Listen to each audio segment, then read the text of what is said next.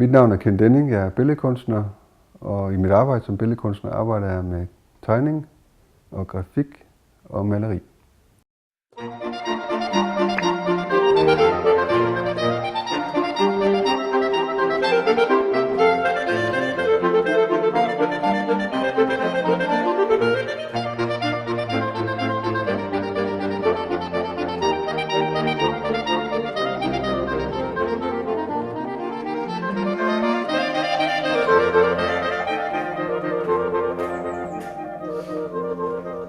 Lige nu arbejder jeg med, eller er blevet færdig med at arbejde med de 2 malerier, der hænger bag ved mig, som er 2 malerier, som er lavet med oliemaling og kridt, og som handler om musik.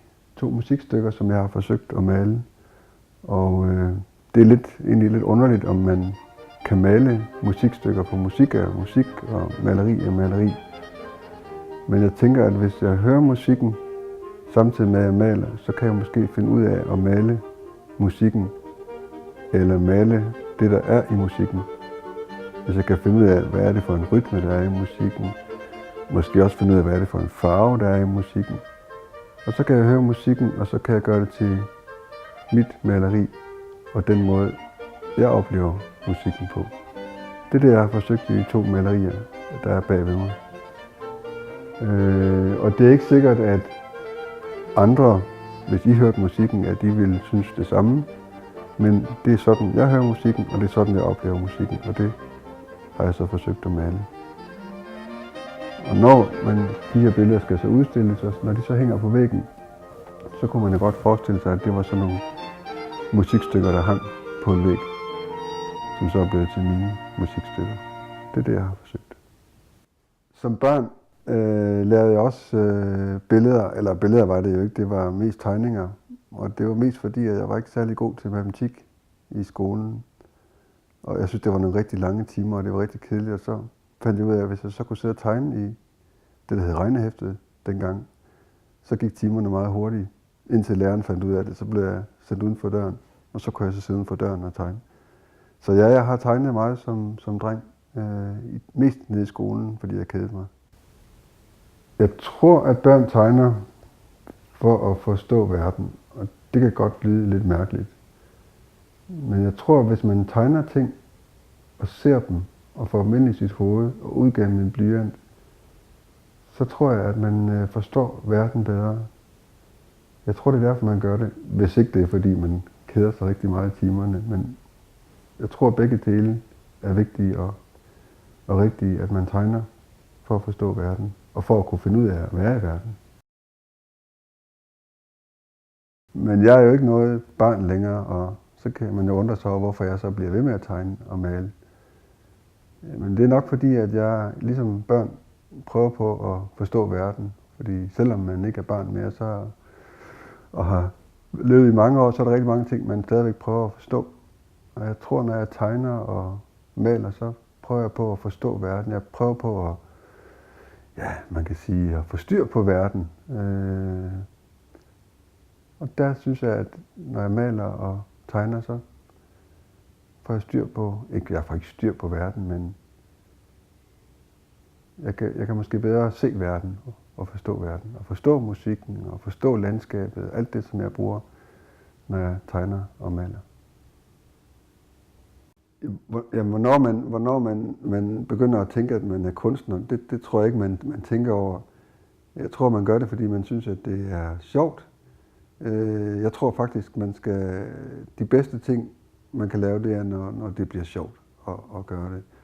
Og jeg synes, det er rigtig sjovt at tegne og male, og det har jeg altid syntes. Så det var ikke sådan, at jeg lige pludselig vågnede en onsdag morgen og sagde, nu er jeg så blevet kunstner. Det er sådan en rejse, jeg har været på, og jeg kunne ikke forestille mig, at jeg skulle være andet. Som barn, i den lille by, jeg boede, der var der en klarmester, der havde sådan et udstillingsvindue, hvor der hang malerier. Og det var det eneste kunst, der var dengang. Og der brugte jeg rigtig meget tid på at stå og kigge ind ad det vindue der. Og jeg vidste altså ikke dengang, at jeg skulle være kunstner. Men jeg synes, det var spændende, og jeg synes, det var interessant. Og så tegnede jeg rigtig meget i skolen, og har altid tegnet og blev ved med det. Og så lige pludselig, så er man blevet kunstner. Og selvfølgelig er der nogen, der synes, at det er mærkeligt, at sådan en voksen mand render rundt og tegner, og det gør jeg egentlig også selv nogle gange, men jeg har det sjovt, så derfor havde jeg faktisk tænkt mig at blive ved med det. Jeg har 3 drenge, og da de var mindre, havde de rigtig tit legekammerater på besøg.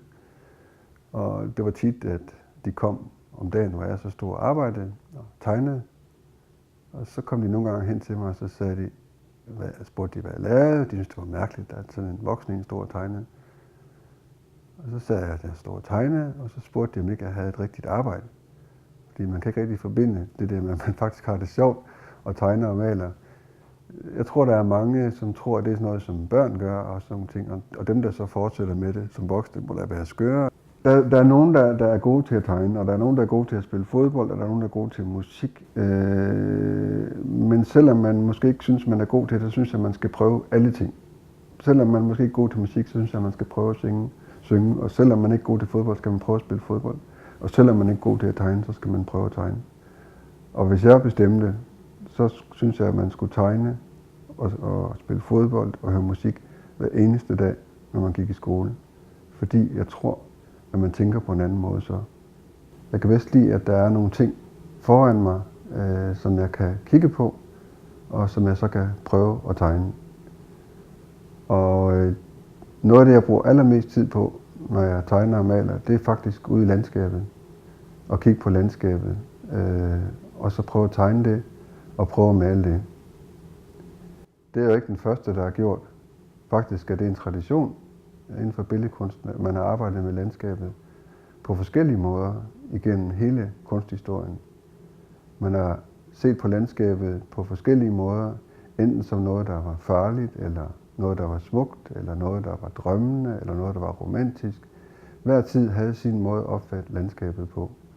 Og alle de historier, dem tænker jeg også på, når jeg går ud i landskabet og tegner og maler, at jeg jo er en del af en historie, og prøver på at forstå min verden, samtidig med at jeg tænker på historien, der var, så også tænke på den nutid, der var, og så også tænke på, hvem jeg selv er, og så prøve at få alle de ting til at hænge sammen, sådan så jeg laver et landskabsbillede, som på den ene side er et landskab, men som på den anden side er mit landskab, og min måde at tænke på med de erfaringer, jeg har. Andre gange så prøver jeg på, nogle gange når jeg bliver lidt træt af og det med landskabet, eller prøve på at se, om jeg kan komme videre, så bruger jeg også musikken, og så kan man sige, at musikken forestiller jo ikke noget, jeg kan jo ikke kigge efter musikken. Nej, og det er netop det, der er fidusen, så skal jeg bruge nogle andre sanser. Vi har jo øjet som sans, det er den, jeg bruger, når jeg er ude i landskabet. Men vi har også øret, altså hørelsen som sans. Og når jeg så sætter musik på, og det er meget tit sådan noget klassisk musik, så prøver jeg at se, om ikke jeg kan bruge den musikken og det landskab, der rent faktisk, jeg synes, der er i musikken. Fordi musikken er også et landskab. Man kan sige, det er et landskab af toner. Der er høje toner, der er dybe toner, der er toner midt imellem. Der er violiner, og der er celloer, og der er bas, og alle mulige ting i sådan et orkester. Og alle de der instrumenter prøver jeg på at lytte efter, samtidig med at jeg går rundt i det landskab, som hedder musikken. Og på den måde forsøger jeg at beskrive musikkens landskab. Og det er det, jeg har gjort med de billeder, der hænger bag ved mig. Når jeg så har malet i lang tid, så kan jeg godt blive en lille smule træt af at male, og synes ikke rigtigt, at jeg kommer videre der. Så kan jeg begynde at tegne lidt igen, eller jeg kan lave grafik. Jeg kan også gøre det, jeg gør her, at jeg tager nogle træplader, som man kan købe ned på et almindeligt byggemarked, sætter dem op på en liste, og så maler jeg dem med sort maling, den samme sorte maling, jeg bruger, som når jeg maler. Og så begynder jeg at ridse i, ligesom man gør med linoleumsknive, med sådan nogle værktøjer, sådan nogle knive, der er her. Og der kan jeg så ridse ind i pladen, det vil sige, at i stedet for en pensel, så har jeg lige pludselig en kniv i hånden. Og pensler kan have forskellige tykkelser, og det kan de her også. Nogle af dem er helt tynde og kan lave en meget, meget fin, tynd streg. Og nogle af dem er lidt tykkere og kan lave en tykkere streg. Og den tynde streg og den tykke streg sammen, så sker der nogle ting i billedet. Så kommer der en slags kontrast ind i billedet, at den tykke streg er jo kun tyk, fordi der er en tynd, og den tynde streg er kun tynd, fordi der er en tyk. Og når man arbejder med sådan nogle billeder her, så handler det altid om at få modsætninger ind. Altså den tykke streg og den tynde streg, det lyse og det mørke, det kolde og det varme. Alle de der modsætninger skal være i et billede, tror jeg, for at billedet bliver interessant at se på. Men jeg synes, det er ligeglad med, om det ligner rigtige piletræer, når jeg arbejder med det. For mig så handler det om, at de der piletræer bliver til et billede.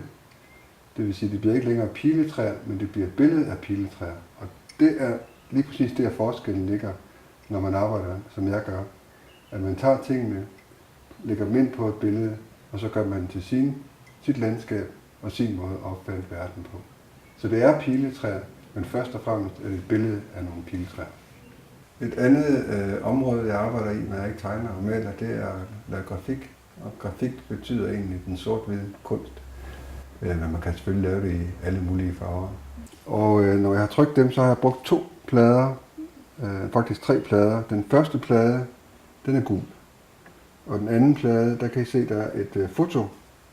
Og det er noget, der hedder fotogravyre, hvor man tager et fotografi og lægger ned på en plade, og så ætser man den fast på pladen, og så kan man trykke den. Når man så gjort det, så tager man den tredje plade, og der er en rød farve på, I kan se de røde plader, der er der. Så der er 3 plader i sådan et tryk her. Et andet arbejdsområde, og et meget vigtigt arbejdsområde, det er tegningen, hvor jeg tegner enten derhjemme eller ude i naturen, som jeg talte om tidligere, som var vigtigt for mig at have, altså at have noget at kigge på. Og der har jeg lavet en række tegninger fra en ø, der hedder Fænø, hvor jeg simpelthen er gået rundt og fotograferet og tegnet derude. Og her er et eksempel på træerne igen. Man kan faktisk se en lille vej og 2 træer. Og her også helt tydeligt et træ, jeg har tegnet. Og igen har det været vigtigt for mig at få noget kontrast ind. Det vil sige, at der er den tynde streg og den tykke streg, der er det lette og der er det lyse. Og alle de der kontraster er rigtig, rigtig vigtige, når man arbejder med billedkunsten. At få så mange facetter, så mange ting med i et billede som muligt. Når mine billeder er færdige, så skal de så ud i verden. Og ud i verden betyder, at de skal udstilles. Og jeg udstiller meget i Tyskland og meget i Frankrig. Hvad er kunst egentlig for noget? Og hvis jeg skal være helt ærlig, så ved jeg det ikke. Og hvis jeg vidste det, så tror jeg slet ikke, at jeg gad arbejde med det. Det er netop fordi, det er sådan et rum, hvor man ikke kan måle og veje ting, og hvor alt kan ske. Hvis jeg alligevel skulle prøve at komme med en definition af, hvad kunst kunne være, så er der en forfatter, Per Højholt hedder han, der på et tidspunkt har sagt, kunst er, når man genkender noget, man aldrig har set før.